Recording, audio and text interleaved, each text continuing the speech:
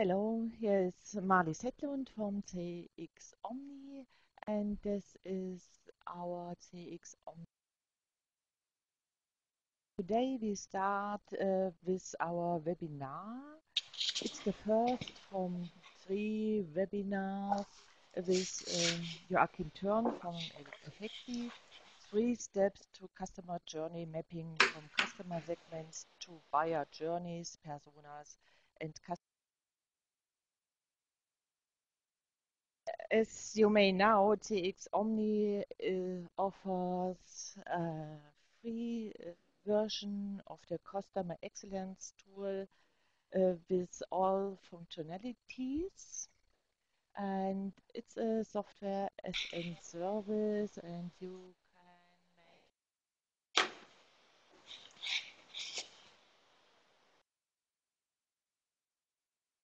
make this our webinar series in the CX Omni Academy. We're offering practical examples presented by experts. We are happy to have Joachim Thörn. He present this today. We start.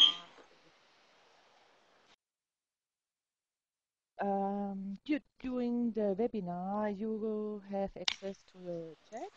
I can chat with you and write you. Please, please write your questions in the chat, and we will answer you between or at the end from the webinar. At the end, we have a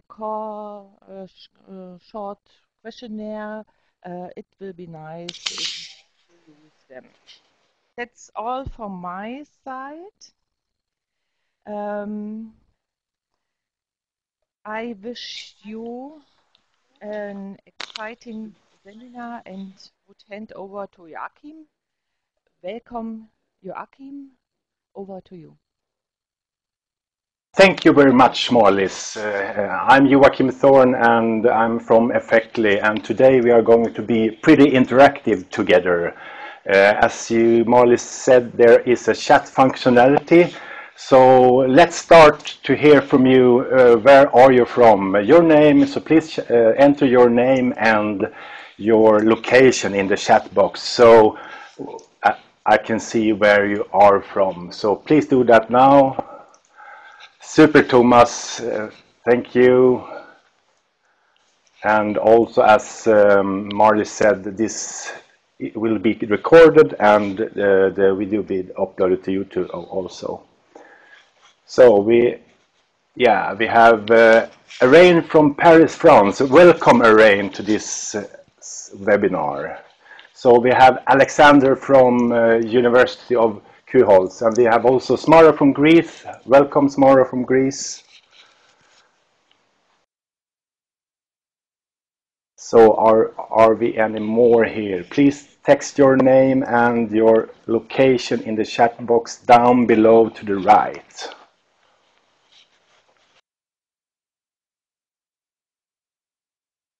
Okay, greetings from Manuel from Nürnberg, Germany also. Thank you. Participants all over the world is happy to be here today. Okay, let's go.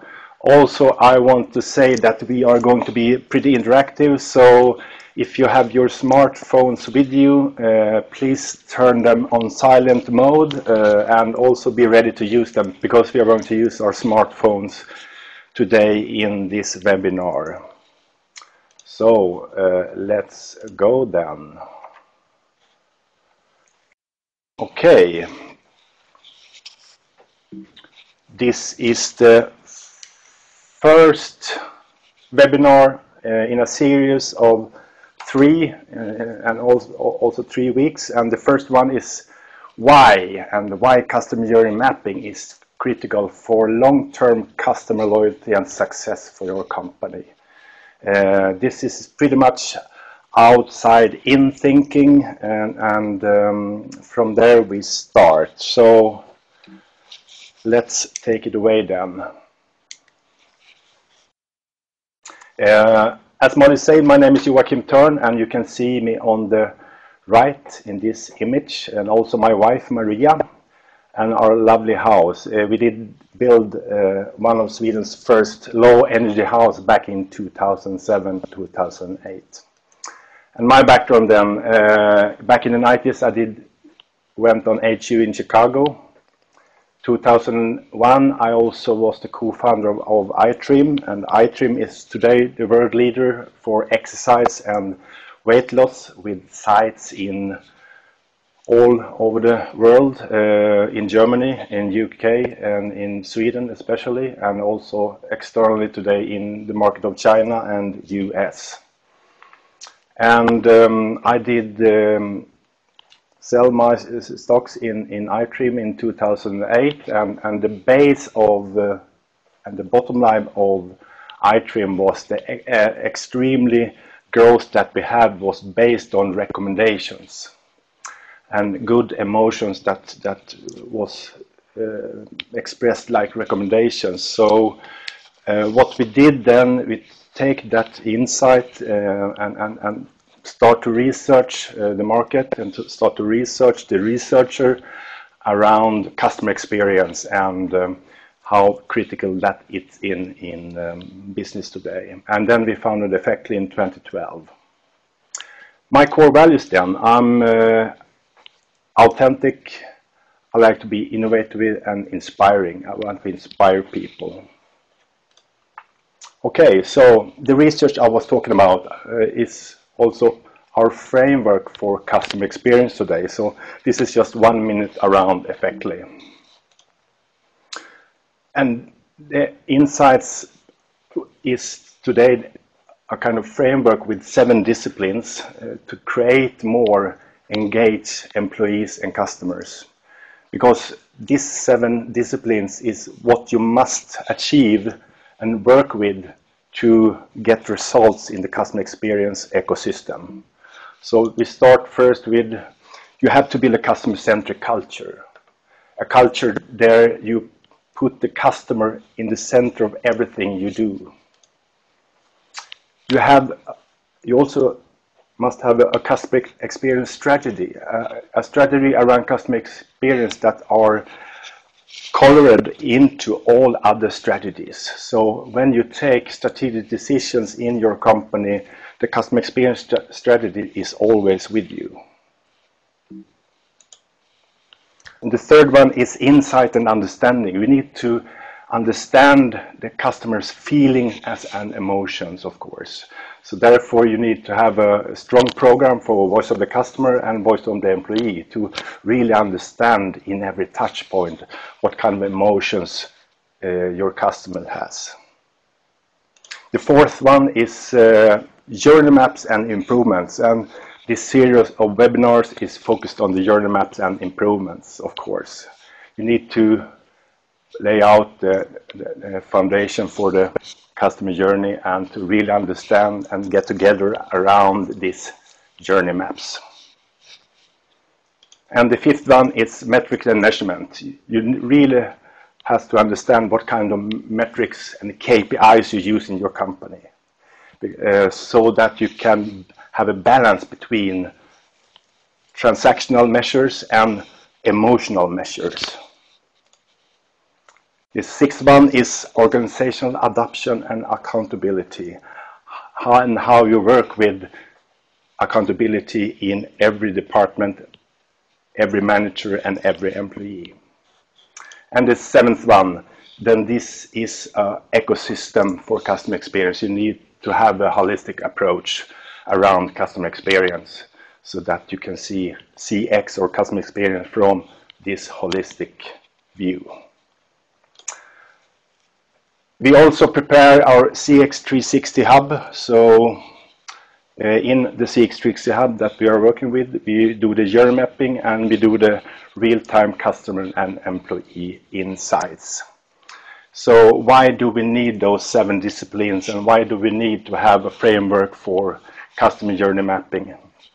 The baseline here is to start to work with an inside-out perspective and to create an organization where customers pay more, stays longer, and recommend your brand to family and friends. That's the essence of customer experience. So, every customer is on a journey.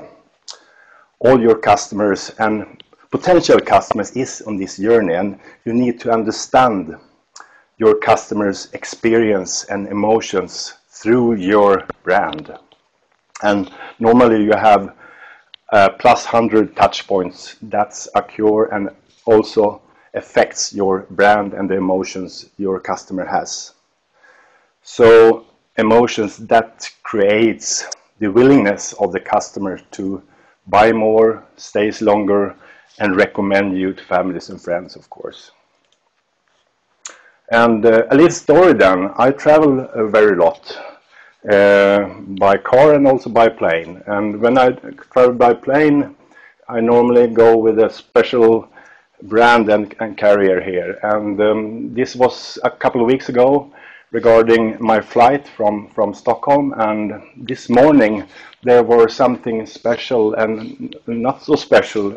It was something that not really was enjoyable, and you know, we did normal procedure, warmly welcome, the security move on the screen, buckle up and turn off your mobiles and so on. Very low kind of intense and pretty boring. And the same when we come down to Stockholm, welcome to Stockholm, and so on. So it was something was missing here.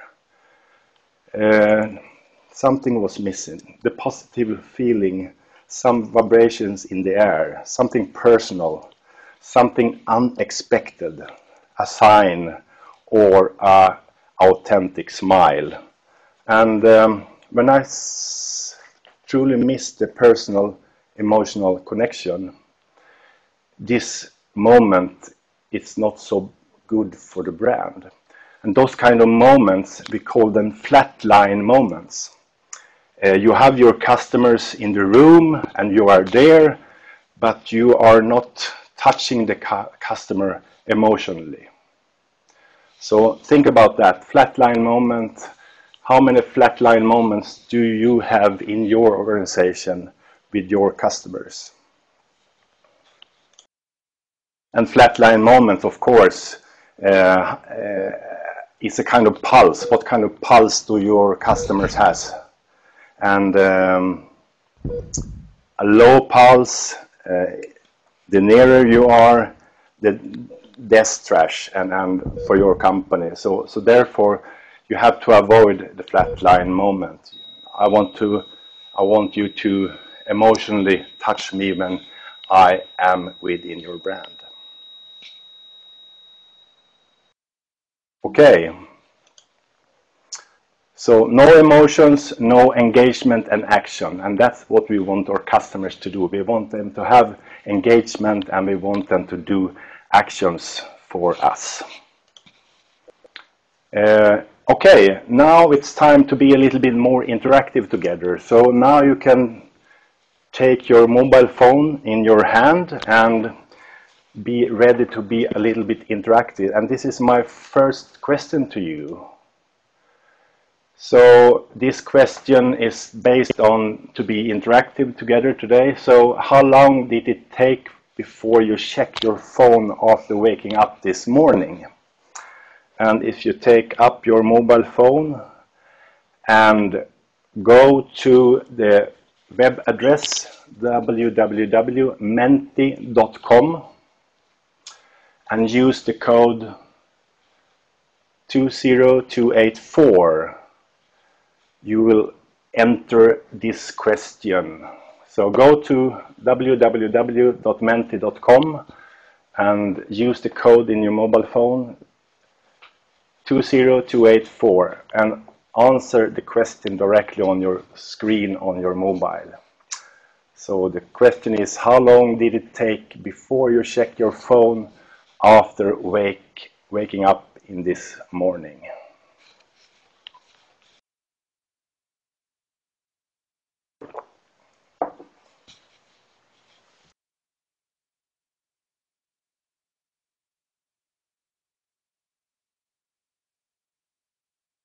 Thank you. There is some answers coming up here.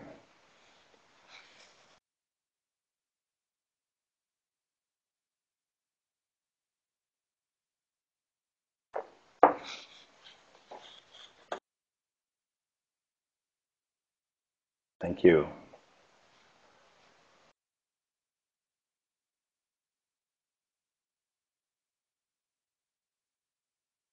And we will do a short countdown on this one right now. So we are closing the voting in 5 seconds. Okay, thank you. We have some answers here, almost 5 this time. So 3 of you less than 15 minutes, and the 2 of you more than 30 minutes. Okay, good insights here. And the fact is that, and then you have one also in 15 to 30 minutes.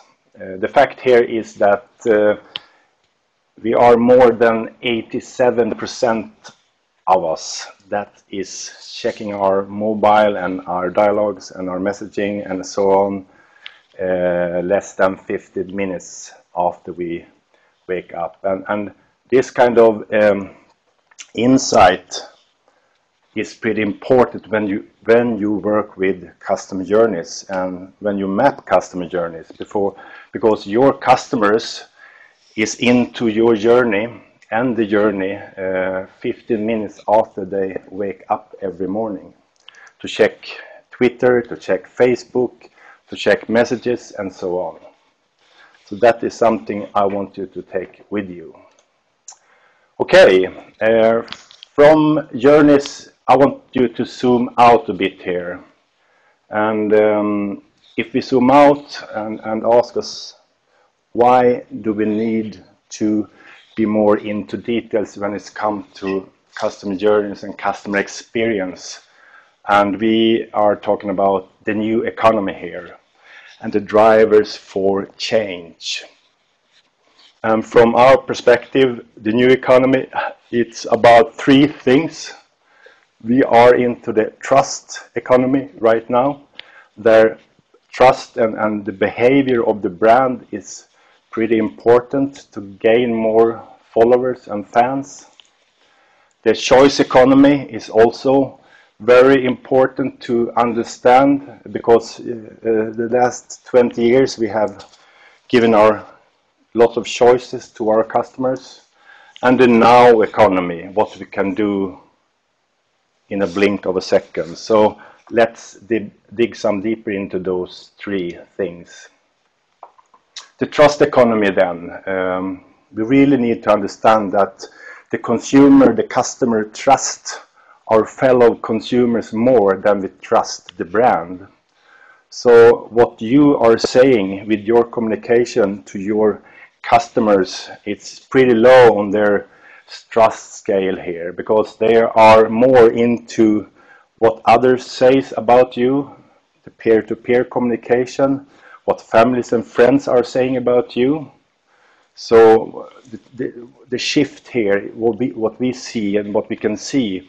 The communication and marketing department is more moving their budget into how can we perform so that we get more customers that recommends us, because recommendation is a trust thing and also is building the trust economy. The economy of choice, or the choice economy, we need to understand that when we give our customers lots of choices, means irrational and autopilot behavior from our own and other preferences. And that means what we have in our minds will give into the brand. And what we have achieved back in the history, and also things that we have acquired, and also our past experience will also put into our decision making when we take new decisions. So think about that. Every single vendor company today have lots of choices for your customers, and then you get up with lots of choices, the customer gets really irrational and autopilot behavior. Okay, and the now economy, of course. I can look up a new screen on Google and search for whatever I want in 0.3 seconds, and I can get it. And pretty much today I can also order it, and after 2 hours here in Stockholm I can get delivery from Uber. So this thing together, the now economy, is also pretty much interesting when we talk about customer journeys, and we also need to understand what kind of expressions and journeys and customer experience are we competing against. So the now economy is also a very important driver here. Okay, zoom out a little bit more and talk a little bit about research. We are, as I told you before, pretty much into research, and for us it's also super important. And I don't know if you know this guy. This guy is named Daniel Kahneman, and Daniel Kahneman is the Economic Nobel Prize winner back in 2002. And the interesting thing is that he did get the Nobel Prize around economics based on his research about emotions and the brain. His latest book is Thinking Slow and Fast.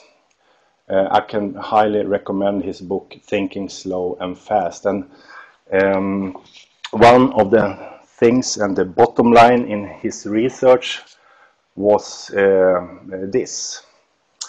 What we remember about the pleasurable quality of our past experience is almost entirely determined by two things: how the experience felt when they were at their peak, best or worst, and how they felt when they ended. Well, this is super important to understand what kind of emotions your journeys are delivering into the customer's mind and feelings. So take this with you, and also take the irrational behavior that I was talking about later and pair those two things together, and then you understand it's your 100+ touch points in your organization that you are taking into the customer's brain, and also the base of the decisions that customer will do about you and your brand in the future. So thank you, Daniel Kahneman, for this insight. And I also have a question for you based on what you exactly think. How much is decision making and thinking are from our unconscious part of the brain? So if you go into the chat box right now and write some percentage here. So how many percentage of the decision making is based on unconscious state in your mind?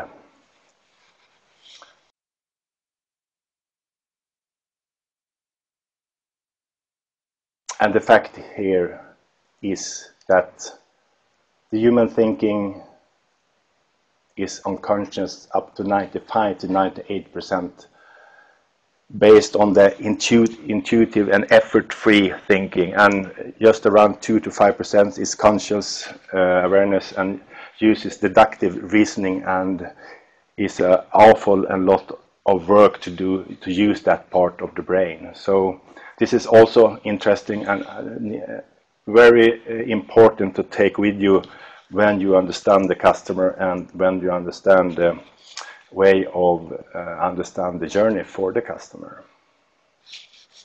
Okay, it was some research from Donna Kahneman. Let's be a little bit more enthusiastic and informational about how you go from products to service to experience.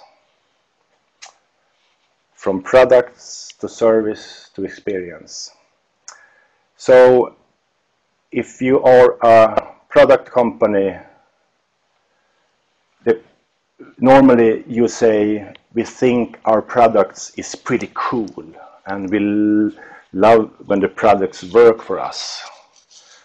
Then your company is focused at inward and a product company. If we take this to another step, if you say that let's wrap it in a beautiful package, and you are saying we feel safe when our customers are satisfied, you are a service company and you are focusing on the company's branding. But I know that you're here today to take the next step in your company, and when you are saying, or your organization are saying, we are valuable if we are remembered, we can create long-term profit in a competitive world by maintaining customer commitments, then you are an experience-based business where the company is emotionally intelligent, understand the ecosystem and the entire customer journey. So from product to service to experience-based company with emotionally intelligent and understand the ecosystem and the entire customer journey. And for lots of companies, this movement is also a journey itself. So here comes my second questions to you. And the question is, and now you can take your smartphone up again. Are you and your company primarily a product, a service, or an experience-based business? And in the background you can see Elon Musk's Tesla Model X. And I don't know if it's arrived to Europe yet, but it's pretty soon we will see those kind of electric cars that is truly amazing around experience. So take up your smartphones again and let's go to the next questions regarding, are you primarily a product, a service, or experience-based business? And you go to menti.com and use the code 20284, and if you have done it, the next question will appear. And let's take a minute for this.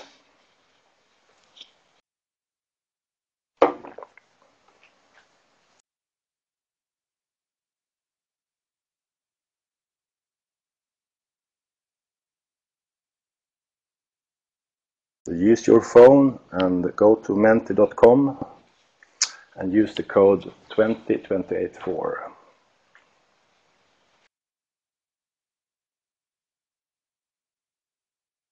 Thank you.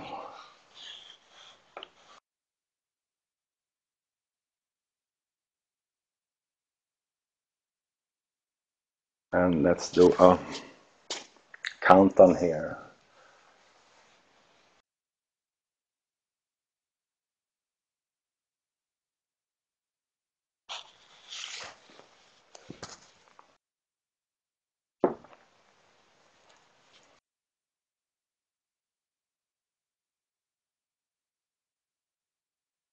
Five, four, three, two, one, and there we are closing the voting. Okay, thank you very much. We have five of you have said that we are a service-oriented company and very much focused on branding, and we have two of you said that you are an experience-based company and are emotionally intelligent about the customer experience ecosystem, and this is pretty much fantastic, I think. And keep up the good work around that one, and you other. There are lots of effort to do the moves here, of course, but there are lots of benefits and value to move to the next level, of course. And one of the initiatives around customer journey mapping is also a way to move more to an experience-based company to really understand what kind of emotions your touch points is delivering. Okay, thank you. Okay, talking about emotion and customer experience, this man has in a manner changed the world from our perspective, and from our perspective based on the way he is producing experience in the company of Apple. And we have designed a model around, a short explanation model that is usable when you will start to go from product, from service to experience-based company. And I want to show you that model here today. So, based on the research and based on the science today, the experience is the thing. The experience is when you can do the brain tattoo with your customers and really get into the right emotions for them, and so they can stay longer with you, pay more, and recommend your company to families and friends. And what more do we need here? And if we do a kind of reverse engineering, how do we create experiences here? Of course, experiences is based on behavior of products, processes, and especially behavior and attitudes from employees, from managers, and from the whole organization. But also communication, of course. And for 50 years, we have been told that you are building your brand through communication, and that is not true. Based on science and insights and research, we pretty understand that you are building really good brands, sustainable brands, through behavior. And that is important for you also take with you here. And you also need a promise, a product promise or a brand promise. What could I expect when I meet you in your touch points? What kind of promise do you have to me? You also need to have the guiding principles, of course. How do we do business? What is right? What is wrong? You need to have the direction. What are we going through? What kind of distinction? How do we do business on a way that are distinction here also? And you have to have your core values integrated with the company and also with the employees. The core purpose. Why are you here? Behind and through your services and products, why are you here? And also the vision of the company, of course, is pretty important. And together, this reverse engineering will create a kind of behavior and communication that drives experience. And if we take the next layer for this, it's important then to, if the behavior of people and how they create emotions for the customers, then we also need to, it's super important how we attract the right people and how we recruit them, and also why we recruit them and how we onboard them. What kind of onboarding thing around customer experience do we have, and how do we retain our employees based on what kind of behavior we want to create. And on the other side, down below, we need to have personas buyer journey. We need to understand what the buyer's journey is, and also correlate that with our core values and core purpose. We need to start to use more inbound marketing to be a customer magnet, not to be an interruption company to interrupt all the time.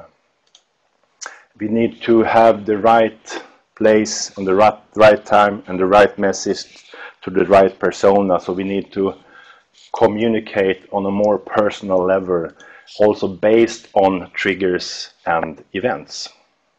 And all this together will create more experience that will turn your customers into that they stays longer, pays more, and recommend your company to families and friends.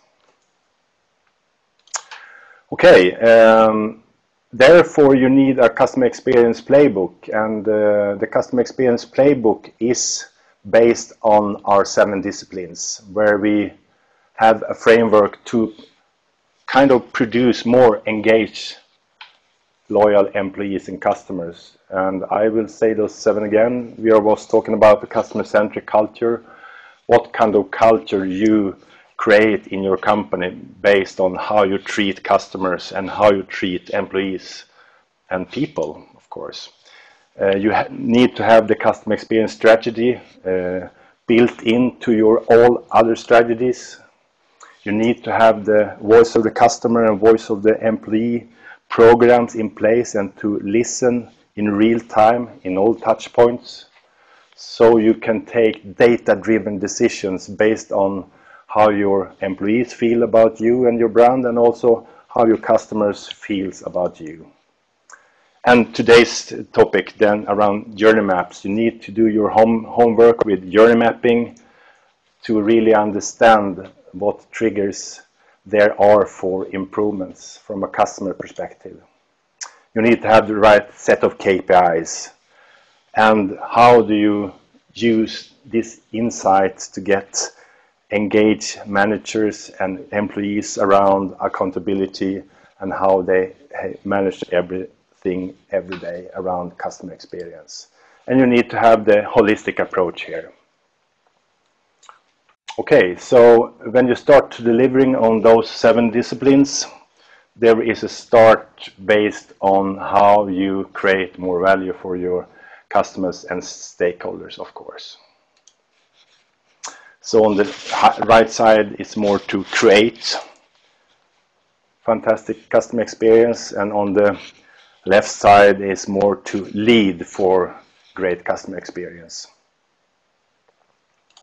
Okay, if we then go from CX and the 7 disciplines to return on experience, what kind of return on investment and ROI do we get when we invest in those projects?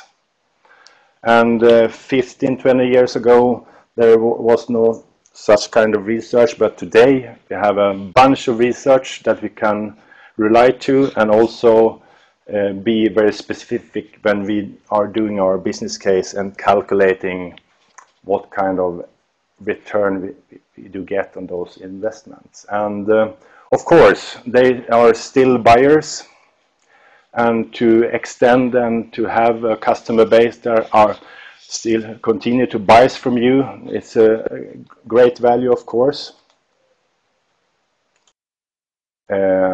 When we are really good on CX, we also create evangelists that recommends and to families and friends. They also consume your content, and they repost everything on Facebook, on Twitter, and other social networks. So, of course, evangelists is pretty much a good sign that you are very good at CX. And of course, they are responders, and this is pretty important, because when you create responders, they feel that you are giving something to them, and they want to give back. So when you are asking them for feedback, they are highly willingness to give you feedback. And this kind of feedback is highly central for you to drive a customer-centric kind of product and brand development in your organization. And the third one here, of course, they are loyal. They will stay longer. They will. I can take an example based on Apple, as I mentioned before. You know, when you start to use Apple's products, it's pretty hard to adjust and do something else and to buy another brand for your phone. So of course you are pretty loyal. And then one of the examples is based on Apple's battery capacity is not the most famous thing, but instead of throwing my phone out, I just go to the store and buy a new charger, and I still with Apple, of course. Okay, so if we go down to emotions in business then, and do a kind of calculation around what happens when you're really good at emotions in business, and working with the customer emotional experience. Yeah, if we look at this research from Temkin Group report, the ROE of customer experience, 87% are more positive and likely to purchase again, of course. 75% is more positive and likely to recommend the company, and also 63% is likely to forgive mistakes. And that is something that lots of companies do not calculate on, because when we are creating loyal customers, they are also higher and likely to forgive mistakes. And I want to dig into the research here for some minutes here around. This research was based on 10,000 US consumers, Q1 and 2015, and what we can see here is the scale to the right. The vertical scale, this scale, is the persons with high probability to buy back minus the industry average then, though. So this is the likelihood to repurchase again. And the horizontal scale is the experience index. So to the left side we have bad experience, and to the right side we have positive and good experience. And as you can see on top right here, there are very strong correlations between customer experience and business results. And as you can see, there is very strong correlations here. So more positive emotions will create more revenue incomes for your company. And we can also look at the ROE calculation based on this insight. The calculation of maintaining revenues, revenue growth, word of mouth, new products, forgiven mistakes. And this is also based on 290 organizations into 10 to 15 branches. And as we can see here, a typical company with more than 7 billion in turnover approximately have 3.5 to 4 billion more in revenue in 3 years, with small improvement, or moderate and small improvements in customer experience. And if you are a hotel chain or rental car or an airline, as you can see, there are 823 million more in revenue for 3 years if you are a hotel here. So moderate improvements will create a really good base for retained sales, additional sales, word of mouth, new product, and forgiven mistakes. And this is something you can use when you calculate your own business case for those improvements that you want to do. Okay, what can you start with?